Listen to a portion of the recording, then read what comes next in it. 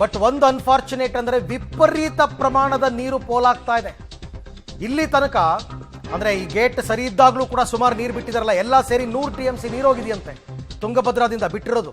ಈ ಸರ್ತಿ ನೀರು ಜಲಾಶಯ ತುಂಬಿದ ಮೇಲೆ ಡ್ಯಾಮ್ನ 33 TMC ಹೂಳನ್ನು ತೆರವು ಮಾಡಿಲ್ಲ. 33 TMC ನೀರು ಹಿಡಿಯುವಷ್ಟು ಹೂಳೆ ತುಂಬಿಕೊಂಡಿದೆಯಂತೆ, ಅದನ್ನು ತೆರವು ಮಾಡಿಲ್ಲ. ಆಮೇಲೆ ನವಲಿ ಅಂತ ಒಂದು ಊರಿದೆ, ಆ ನವಲಿ ಹತ್ರ ಪರ್ಯಾಯ ಡ್ಯಾಮ್ ನಿರ್ಮಾಣ ಮಾಡಬೇಕು ಅಂತ ಒಂದು ಪ್ಲಾನ್ ಇತ್ತು, ಆಗಿಲ್ಲ. ಅದು ಮಾಡಿದಿದ್ರೆ ಅಲ್ಲಾದರೂ ನೀರನ್ನು ಶೇಖರಿಸಿಟ್ಕೋಬೋದಾಗಿತ್ತು. ಇದೆಲ್ಲ ಚರ್ಚೆ ಕಾಗದಕ್ಕಷ್ಟೇ ಸೀಮಿತವಾಗಿದೆ.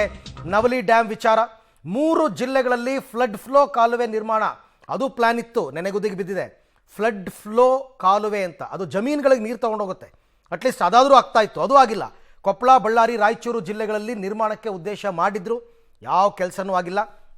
BJP ಗೌರ್ನಮೆಂಟ್ ಇರಲಿ, ಕಾಂಗ್ರೆಸ್ ಗೌರ್ನಮೆಂಟ್ ಇರಲಿ, ತುಂಗಭದ್ರಾ ಜಲಾಶಯದ ವಿಚಾರದಲ್ಲಿ ಅಥವಾ ಉತ್ತರ ಕರ್ನಾಟಕ ಜಲಾಶಯ ನಿರ್ವಹಣೆ ವಿಚಾರದಲ್ಲಿ ಇವ್ರದ್ದು ಯಾವತ್ತಿದ್ರೂ ಮಲತಾಯಿ ಧೋರಣೆ.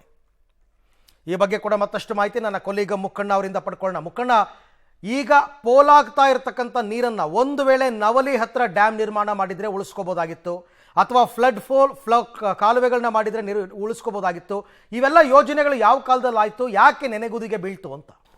ಹೌದು ಅರವಿಂದ್, ಈಗ ಏನಂದ್ರೆ ನವಲಿ ಜಲಾಶಯದ ಪ್ರಮುಖವಾಗಿ ಏನಂದ್ರೆ ಆದ್ನಂದ್ರೆ 30 TMC ನೀರನ್ನ ನವಲಿ ಜಲಾಶಯದ ಬಳಿ ಸಂಗ್ರಹ ಮಾಡಬಹುದಾಗಿತ್ತು. ಆದರೆ ಕೇವಲ BJP ಸರ್ಕಾರ ಆಗಿರ್ಬೋದು, ಕಾಂಗ್ರೆಸ್ ಸರ್ಕಾರ ಕೇವಲ ಕಾಗದಕ್ಕೆ ಮಾತ್ರ, ಅಧಿಕಾರಕ್ಕೆ ಬರೋಕ್ಕೆ ಮಾತ್ರ ಆ ನವಲಿ ಜಲಾಶಯವನ್ನ ಬರುವಂತ ಚುನಾವಣೆಯಲ್ಲಿ ಅದೊಂದು ನಾನು ಮಾತನಾಡ್ತೀನಿ. ಥ್ಯಾಂಕ್ ಯು ತಮ್ಮೆಲ್ಲ ಮಾಹಿತಿಗಾಗಿ. ಇವಾಗ ಅಲ್ಲಿ ಅನೌನ್ಸ್ ಮಾಡ್ತಾ ಇದ್ದಾರೆ ಮೈಕ್ನಲ್ಲಿ, ಜನರಿಗೆ ಎಚ್ಚರಿಕೆಯಿಂದ ಇರಿ ಅಂತ. ನೋಡೋಣ.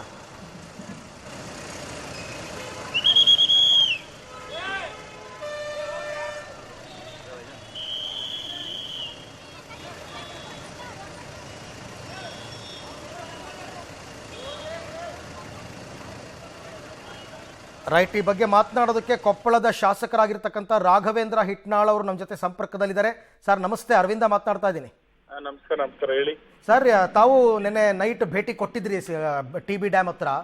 ಹೌದೌದು. ನಿಮಗೆ ಪ್ರಾಥಮಿಕ ಮಾಹಿತಿಯ ಪ್ರಕಾರ ಡ್ಯಾಮ್ ಅಲ್ಲಿರುವಂತಹ ನೀರನ್ನ ಉಳಿಸ್ಕೊಂಡು ಗೇಟ್ ರಿಪೇರಿ ಮಾಡಕ್ಕಾಗತ್ತಾ, ಅಥವಾ 63 TMC ನೀರು ಹೋಗ್ಲೇಬೇಕಾ ಸರ್? ಅಸಾಧ್ಯದ ಕೆಲಸ. ನೀರ್ ನಿಲ್ಲಿಸಿ ಅದನ್ನ ರಿಪೇರಿ ಮಾಡ್ತಕ್ಕಂಥದ್ದು ಇದೆಯಲ್ಲ, ಬಹಳ ಅಸಾಧ್ಯವಾದಂತ ಕೆಲಸ. ಓಕೆ. ಇವತ್ತು ಗೇಟ್ ನಂಬರ್ 19 ಏನಿದೆ, ಅದು ಆ ಗೇಟು ಕಟ್ಟಾಗಿ ಹೋಗಿದೆ ಅಂತಾನು ಮಾಹಿತಿ ಇಲ್ಲ, ಅಥವಾ ಚೈನ್ ಕಟ್ಟಾಗಿ ಕೆಳಗ ಹೋಗಿದೆ ಅಂತಾನು ಮಾಹಿತಿ ಇಲ್ಲ. ಸೊ ಎಕ್ಸ್ಪರ್ಟ್ಸ್ ಹೇಳೋ ಪ್ರಕಾರ ಈ ನೀರ್ ಖಾಲಿ ಆದ್ಮೇಲೆನೆ ಅದು ರಿಪೇರಿ ಮಾಡಕ್ ಬರೋದಂತ ಹೇಳಿ ಈ ಎಕ್ಸ್ಪರ್ಟ್ಸ್ ಹೇಳ್ತಾರೆ. ಸೊ ಹಿಂದೆ ಸುಮಾರು 70-75 ಕಿಲೋಮೀಟರ್ ವರೆಗೆ ಬ್ಯಾಕ್ ವಾಟರ್ ಪ್ರೆಷರ್ ಇದೆ. 60 TMC ನೀರು ಹೋದಾಗ ಮಾತ್ರ ಅದು ರಿಪೇರಿ ಮಾಡ್ಲಿಕ್ಕೆ ಬರ್ತದೆ. ಓಕೆ. ಬಟ್ ಈಗ ಇಷ್ಟು ಪ್ರಮಾಣದ ನೀರು ಪೋಲಾಗ್ತಾ ಇದೆಯಲ್ಲ, ಇದನ್ನ ಇನ್ನೆಲ್ಲೂ ಹಿಡಿದಿಟ್ಕೊಳಕ್ ಆಗಲ್ಲ ಅಲ್ವಾ ಸರ್? ಈ ನೆಗ್ಲಿಜೆನ್ಸಿ TB ಬೋರ್ಡ್ನವ್ರದ್ದು ಇದು ನೆಗ್ಲಿಜೆನ್ಸಿ ಇದೆ, ಅದನ್ನ ಮೇಂಟೈನ್ ಮಾಡ್ತಕ್ಕಂಥದ್ದು ಪ್ರತಿ ವರ್ಷ TB ಬೋರ್ಡ್ನವರೇ ಮಾಡ್ತಾವ್ರೆ. ಓಕೆ. ಸೊ ಹಾಗಾಗಿ ಅವ್ರೇನ್ ನೋಡಿದಾರೋ ಇಲ್ವೋ ಗೊತ್ತಿಲ್ಲ. ಸೊ ಹಾಗಾಗಿ ಇದು ತೊಂದರೆಯನ್ನ ಇವತ್ತು ನಮ್ಮ ರೈತರಿಗೆ ಇದು ಹೆಚ್ಚು ತೊಂದರೆ ಆಗ್ತಾ ಇದೆ. ಬಟ್ ಇನ್ನೊಂದು ವಿಷಯ ಸರ್, ಈ TB ಬೋರ್ಡ್ ಅಲ್ಲಿ ಯಾರು ಎಕ್ಸ್ಪರ್ಟ್ ಚೀಫ್ ಇಂಜಿನಿಯರ್ಗಳೇ ಇಲ್ಲ, PWD ಇಂಜಿನಿಯರ್ನ ಪ್ರಭಾರಿಯಾಗಿ ಮಾಡಿದ್ದಾರೆ. ಇಲ್ಲಿ ಯಾರು ಅದನ್ನ ನೋಡ್ಕೊಳ್ತಕ್ಕಂಥ ಟೀಮೇ ಇಲ್ಲ ಅಂತಾರಲ್ಲ. ನೀವು ಹೇಳ್ತಾ ಇರೋದು TB ಬೋರ್ಡ್ ಅಲ್ಲ. TB ಬೋರ್ಡ್ ಅಂತಕ್ಕಂಥದ್ದು 2 ರಾಜ್ಯಗಳಲ್ಲಿ ನಡುವೆ ಇರ್ತಕ್ಕಂಥ ಬೋರ್ಡು. ಸೊ ನೀವ್ ಹೇಳ್ತಾರೆ ಕರ್ನಾಟಕ ನೀರಾವರಿ ನಿಗಮದವರು ಸೊ ಇನ್ಚಾರ್ಜ್ ಇದಾರೆ ಅಂತೇಳಿ, ಅವ್ರಿಗೆ ಬರೋದಿಲ್ಲ ಅದು. TB ಬೋರ್ಡ್ನವರು ಮೇಂಟೈನ್ ಮಾಡ್ಬೇಕು. ಸೊ ಅವರು ವಿಫಲತೆನೇ ಇದಕ್ಕೆ ಕಾರಣ. ಹಾಗಾಗಿದೆ. Okay, thank you sir.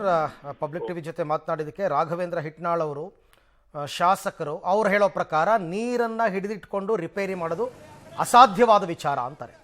ನಿಮಗೆ ಒಂದು ಹೇಳ್ತೀನಿ ಕೇಳಿ. ಆ ಡ್ಯಾಮ್ ಇದೆಯಲ್ಲ, ಡ್ಯಾಮಿಂದ ಹಿಂದಕ್ಕೆ 75 ಕಿಲೋಮೀಟರ್ ನೀರು ನಿಂತಿದೆ, ಬ್ಯಾಕ್ ವಾಟರ್ ಖಾಲಿ ಆಗ್ಬೇಕು ಅದೆಲ್ಲ.